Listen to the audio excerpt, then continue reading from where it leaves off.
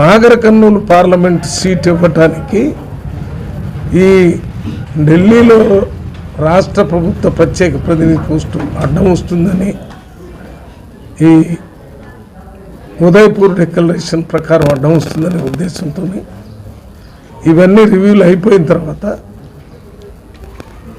నేను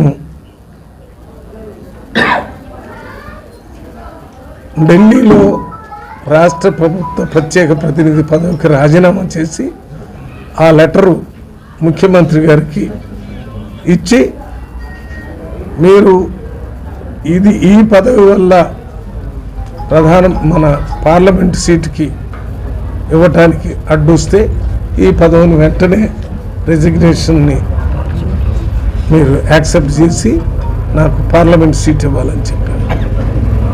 నా లెటర్ ఇప్పుడు ముఖ్యమంత్రి రేవంత్ రెడ్డి గారి ఆఫీసులో ఉంది. వారు ఎప్పుడైనా చర్చలు జరిగేటప్పుడు కాంగ్రెస్ పార్టీ హైకమాండ్ కానీ ఇంకెవరైనా అడిగితే దాన్ని యాక్సెప్ట్ చేసి దీన్ని ఇవ్వాలని వాళ్ళని రిక్వెస్ట్ చేయటం జరిగింది. అంతేకాకుండా AICC general secretary incharge Deepa Das Munshi గారిని కూడా కలిసి వారికి కూడా చెప్పాను, నేను ఈ స్పెషల్ రిప్రజెంటేటివ్ అంటే రాష్ట్ర ప్రభుత్వ ప్రత్యేక ప్రతినిధి పని చేయటం ఎగ్గొట్టడం కాదు, నాకు ఇంట్రెస్ట్ లేక కాదు, 2 పదవులు చేయగలను. కానీ నాకు పార్లమెంటు మీకు ఏది కావాలంటే మొదటిసారి నాగర్ కర్నూలు పార్లమెంట్ సీటు కావాలి, రెండోసారి నాగర్ కర్నూలు పార్లమెంట్ సీటు కావాలి, మూడోసారి కూడా నాగర్ కర్నూలు పార్లమెంట్ సీటు కావాలని ఇంగ్లీష్లో 3 సార్లు చెప్పాం. First time Nagarkurnool, second time Nagarkurnool, third time Nagarkurnool అని వారికి కూడా చెప్పాం. మన incharge Mansoor Ali Khan AICC secretary ఆయనకు కూడా చెప్పాను, నేను ఇది రిజైన్ చేసి ముఖ్యమంత్రి గారి దగ్గర పెట్టాను, నాకు పార్లమెంట్ సీటు కావాలని నేను పార్లమెంట్ కోసం పనిచేస్తున్నాను. ఈ మధ్యకాలంలో నాకు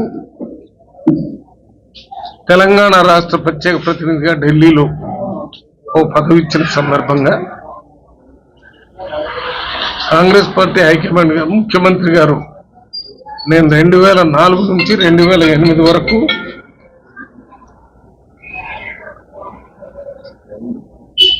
అప్పటి ఆంధ్రప్రదేశ్ రాష్ట్ర ప్రభుత్వానికి ప్రత్యేక ప్రతినిధిగా పనిచేసిన అనుభవం ఉంది కాబట్టి గత 10 సంవత్సరాల నుంచి చాలా పెండింగ్ ఇష్యూస్ ఢిల్లీలో ఉన్నాయి కాబట్టి వాటన్నిటినీ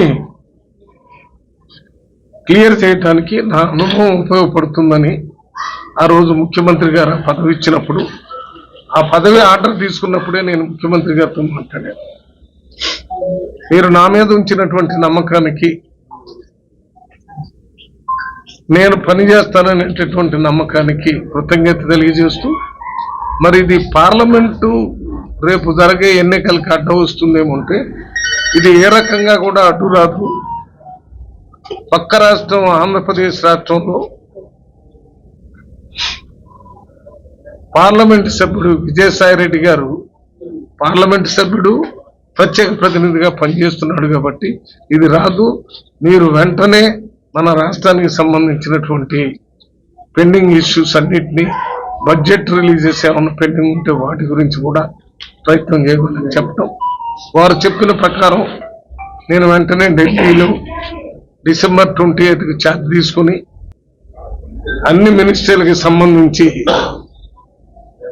ముఖ్యమంత్రి గారు ప్రధానమంత్రి రాసినటువంటి లెటర్లు, వేరే మినిస్టర్ దగ్గర ఉన్నటువంటి వాటన్నిటినీ తెలంగాణ ఆర్సీ రెసిడెంట్ కమిషనర్తో రివ్యూ చేసి రాష్ట్ర ప్రభుత్వం నుంచి రావాల్సిన కొన్ని రిపోర్ట్స్ కోసం రాష్ట్ర ప్రభుత్వంలో ఉన్న అధికారులందరితో మాట్లాడటం జరిగింది. మల్లు రవికి టికెట్ ఇస్తే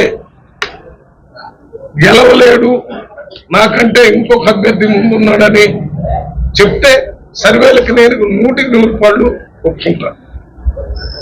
ఏఐసిసి నుంచి కూడా సర్వే చేపిస్తాను, ఇంకా కొన్ని ప్రైవేట్ సర్వేలు కూడా ఏ సర్వే అయినా చేయించండి, దయచేసి క్లియర్గా ప్రజలకి మాకు చూపించి ఇది రీజన్ అంటే దానికి నేను అన్నిటికీ కట్టుబడి ఉంటాను.